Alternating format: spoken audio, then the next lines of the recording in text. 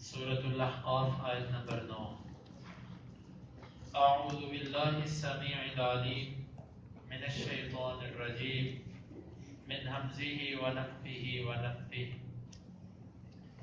قل ما كنت بدعا من الرسل وما أدري ما يفعل بي ولا بكم إن أتبع إلا ما يوحى إلي وما أنا إلا نذير مبين. قل آپ کہہ دیجئے ما نہیں ہوں کنت ہوں میں بدعن نیا من سے الرسول رسول وما اور نہیں ادری میں جانتا ما کیا یفعل کیا جائے گا بھی میرے ساتھ ولا اور نہ بکم با کا مطلب ساتھ تم تمہارے ان نہیں اتبع میں پیروی کرتا الا مگر ما اس کی یوحا جو وحی کیا گیا الیہ میری طرف وما اور نہیں انا میں الا مگر نذیر ڈرانے والا مبین واضح.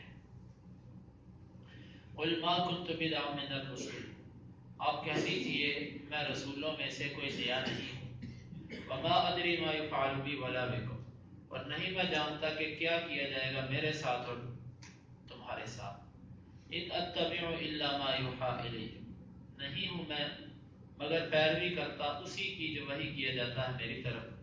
وما انا الا نذیر مبین اور نہیں ہوں میں مگر واضح ڈرانے والا. اللہ رب العزت نے یہاں سے رسول اللہ صلی اللہ علیہ وسلم پر جو اعتراضات کیے گئے تھے ان کے جوابات دیے ہیں. مشرکین کے کچھ اعتراضات ایسے تھے کہ جن کو ان کے اپنے اصول و ضوابط کے مطابق ہی رد کیا جا سکتا تھا. مثال کے طور پہ وہ کہتے تھے کہ یہ کیا ہے ما لهذا الرسول یاکل الطعام ویمشی فی الاسواق یہ کیسا رسول ہے جو کھانا بھی کھاتا ہے اور بازاروں میں چلتا بھی ہے. اور پھر وہ کہتے تھے کہ یہ کیسا رسول ہے کہ جس کے اوپر اللہ رب العزت کی طرف سے کوئی کنگن سونے کے اس کو نہیں پہنائے گے. اگر یہ رسول ہوتا تو بڑے بڑے اس کے ہاتھوں میں سونے کے کنگن ہوتے اور اس کے آگے پیچھے دائیں بائیں فرشتے چلتے ہوتے. جو بات نہ مانتا فرشتے اس کو مزہ چکھا دیتے. اور یہ کیسا رسول ہے اگر یہ رسول ہوتا تو اس کے سونے کے پہاڑ ہوتے, اس کے لیے نہریں چلتی ہوتی, اس کے لیے باغات ہوتے. یہ تو کچے مکان میں رہتا ہے, ہماری طرح کا ایک انسان ہے, اس کو بھوک بھی لگتی ہے, پیاس بھی لگتی ہے, اس پر خوف بھی آتا ہے. یہ کیسا رسول ہے؟ یہ ان کے اعتراضات ایسے اعتراضات تھے کہ جن کو ان کے اصولوں سے ہی رد کیا جا سکتا تھا. اور یہ یاد رکھیے اللہ رب العزت کا مشرکین کو اللہ تعالیٰ نے جن طریقوں سے جوابات دیے ہیں وہ طریقے بہت سے ہیں. ان میں سے ایک طریقہ ہے کہ الزامی دلیل. الزامی دلیل یہ ہوتی ہے کہ فریق مخالف کو ایسی دلیل پیش کرنا کہ جس کا وہ خود بھی معترف ہو. اور ہمیشہ جب بھی آپ کی کسی باطل فرقے سے گفتگو ہو تو جتنی زبردست دلیل الزامی دلیل ہوتی ہے کہ منہ بند کر دینے والی دلیل, اتنی دلیل اس پر اس بات میں جو دلیل آپ کتاب و سنت سے نقلی دلیل پیش کریں گے یہ اس پر تاثر نہیں کرے گی کہ جتنا اس پر الزامی دلیل اثر کرے گی. مثال کے طور پہ ان کا ایک اعتراض یہ تھا کہ یہ کیسا رسول ہے جو کھاتا ہے, پیتا ہے, سوتا ہے, چلتا ہے, پھرتا ہے, نہ اس پر کوئی فرشتے اترے, نہ اس کو سونے کے کنگن پہنائے گئے, نہ اس کا کوئی ایسا معاملہ ہے.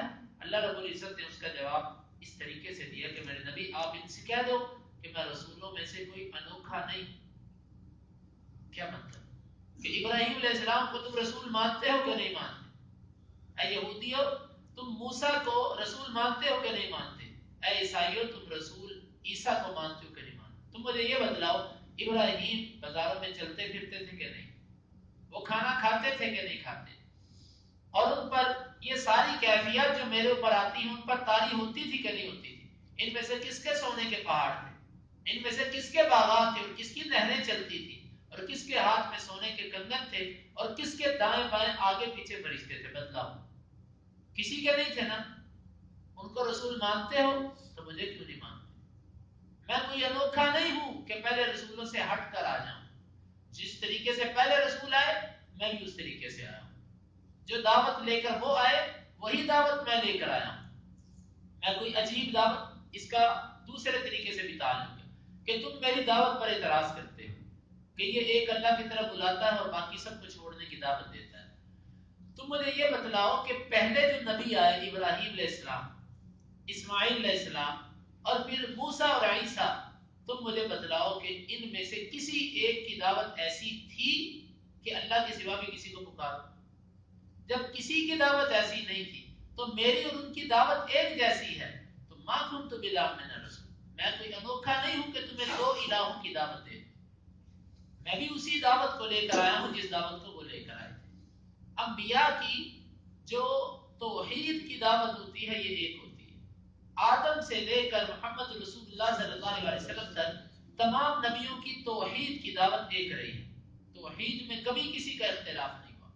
ये जो नस्ख होता है, नस्ख, ये हुक्म मंसूख हो गया, ये जारी हो गया, इसका ताल्लुक अहकाम से होता है।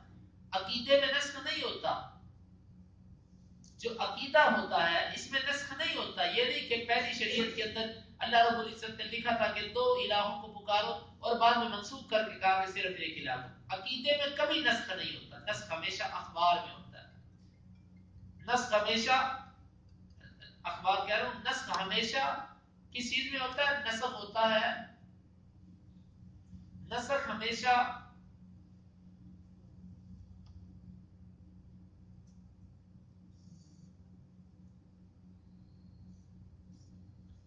नस्ख कभी भी अकीदे में नहीं होता, अहकामात में नस्ख होता है कि ये हुक्म पहले आया, बाद में इसको मंसूख कर दिया गया, फिर दूसरे हुक्म को मंसूख करके तीसरा हुक्म जारी कर दिया गया।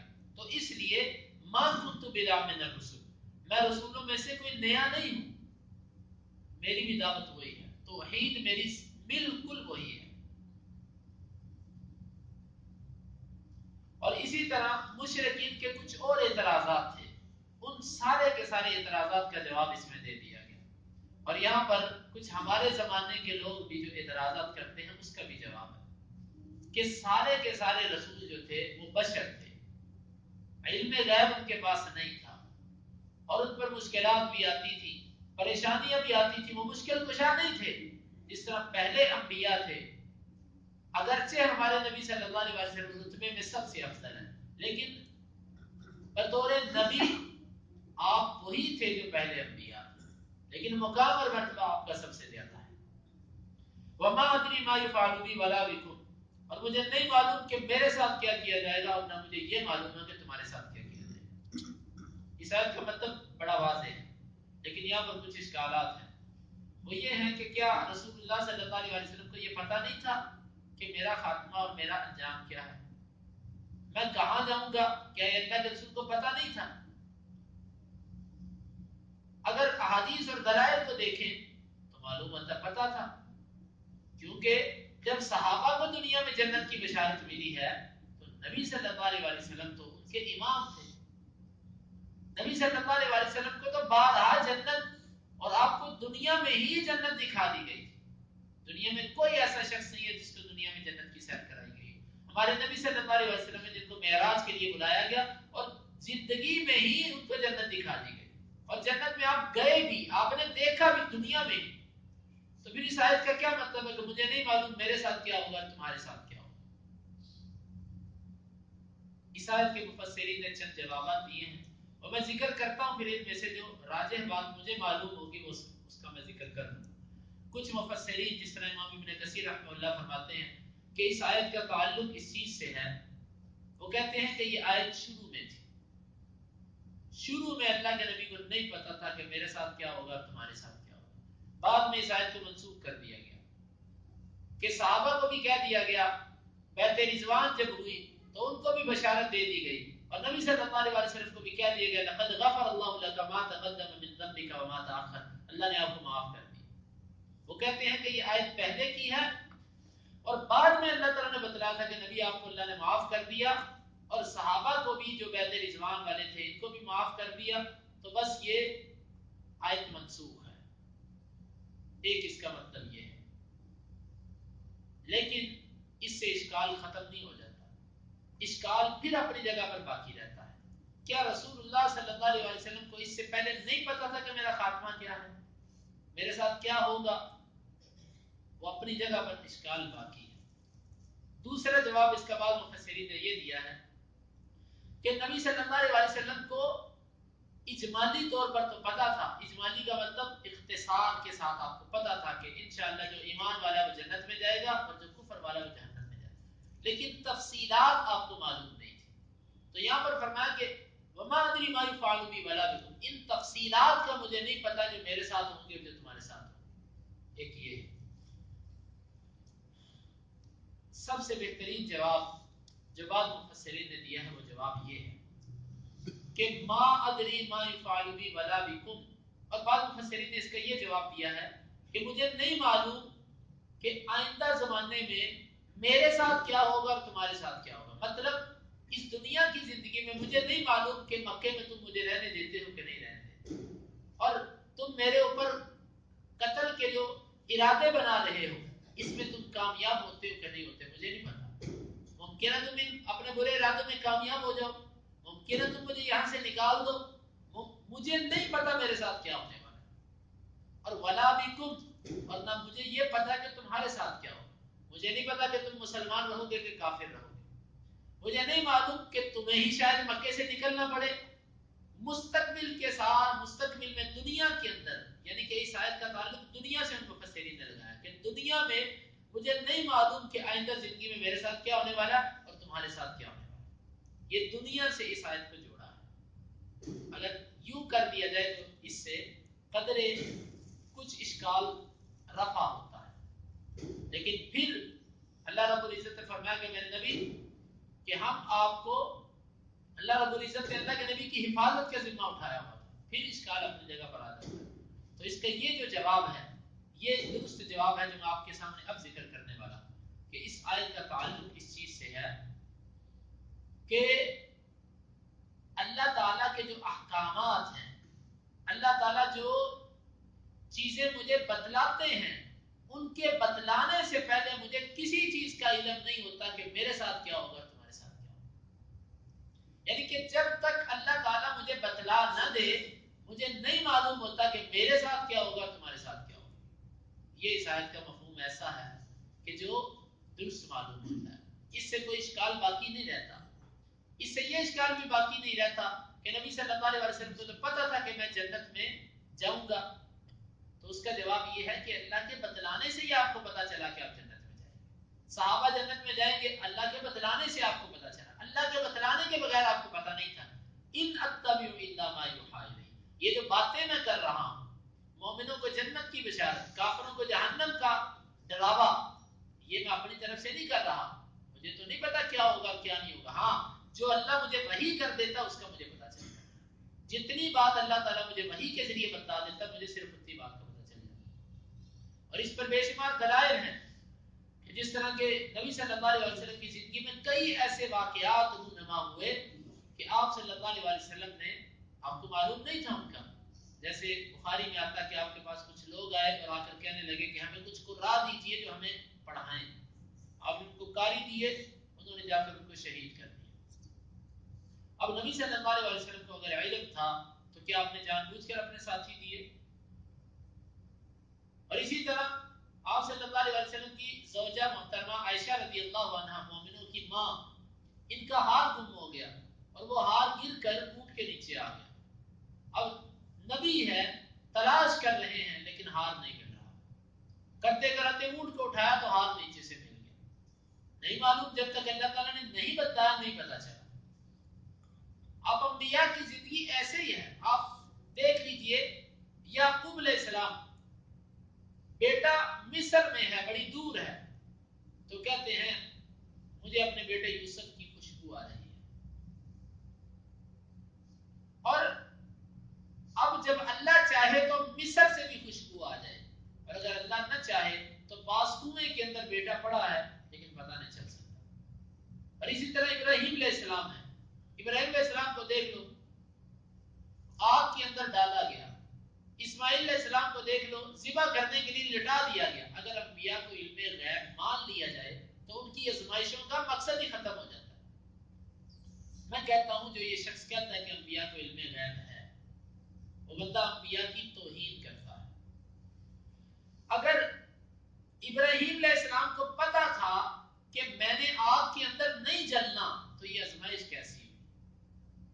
اگر ابراہیم علیہ السلام کو اسماعیل کو پتا تھا کہ میں نے چھری کے نیچے لیٹنا ہی ہے، صرف چھری میرے اوپر چلنی نہیں ہے، تو اس میں کیا فضیلت اور کیا آزمائش ہوئی؟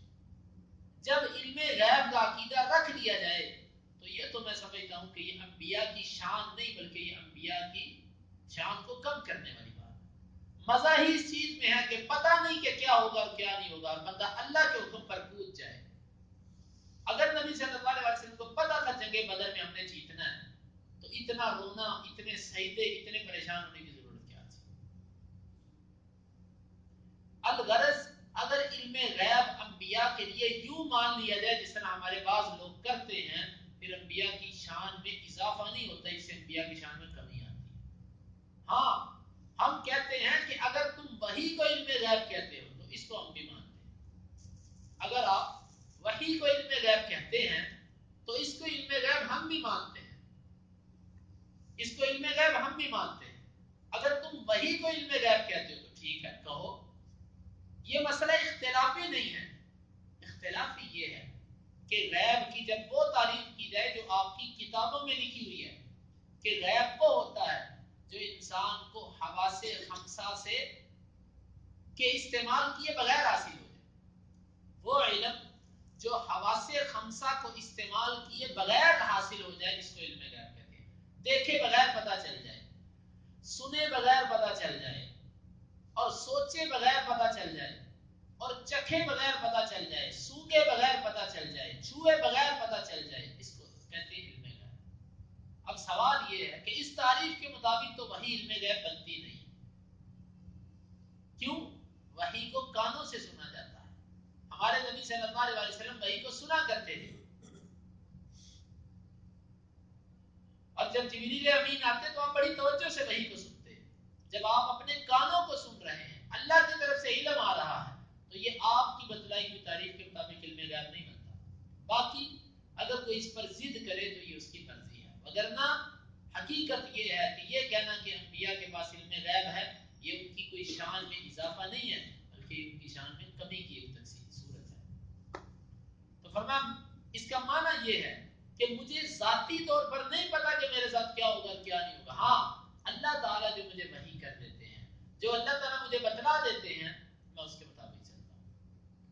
ان اتبع الا ما یوحی الی، یہ ایک اشکال کا جواب بھی ہے. اشکال یہ ہے کہ جب آپ کو نہیں پتا کہ میرے ساتھ کیا ہونے والا ہے، ہمارے ساتھ کیا ہونے والا ہے، تو پھر ہمیں کس چیز کا حکم دیتے ہو کہ یہ کرو اور یہ نہ کرو؟ میں اس وجہ سے تمہیں حکم دیتا ہوں ان اتبع الا ما یوحی. اگر میں اپنی طرف سے حکم دوں تو وہ حکم میرا غلط ہو سکتا ہے، لیکن میں اپنی طرف سے تو دیتا نہیں، میں تو اللہ کے کہنے پر تمہیں حکم دیتا ہوں.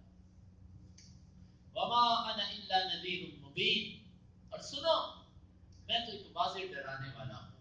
میرا کام تو تمہیں ڈرانا ہے، منوانا اور زبردستی مسلط کر دینا یہ میرا کام نہیں. میں ڈرانے والا ہوں. اب تمہاری مرضی، یہ سن کر اپنے اندر خوف پیدا کرتے ہو کہ نہیں کرتے، یہ تمہارا معاملہ ہے.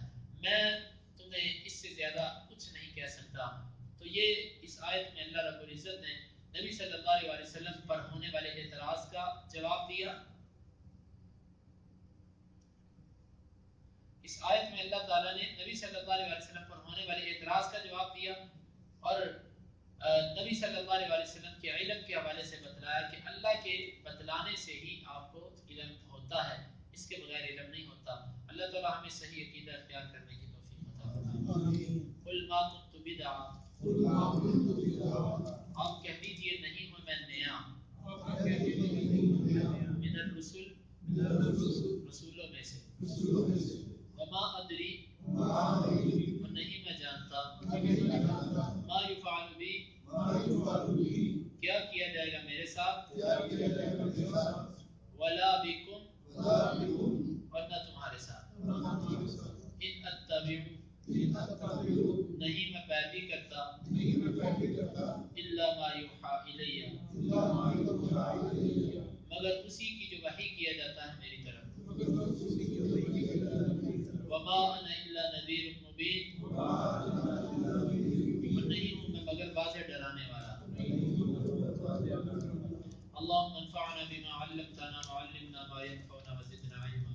اللهم اقسم لنا من خشيتك ما تحول به بيننا وبين معصيتك، ومن طاعتك ما تبلغنا به جنتك، ومن اليقين ما تهون به علينا مصائب الدنيا. متعنا اللهم بأسماعنا وأبصارنا وقواتنا أبدا ما أحييتنا، واجعله الوارث منا، واجعل ثأرنا على من ظلمنا، ولا تجعل مصيبتنا في ديننا، ولا تجعل الدنيا أكبر همنا ولا مبلغ علمنا، ولا تسلط علينا من لا يرحمنا. وآخر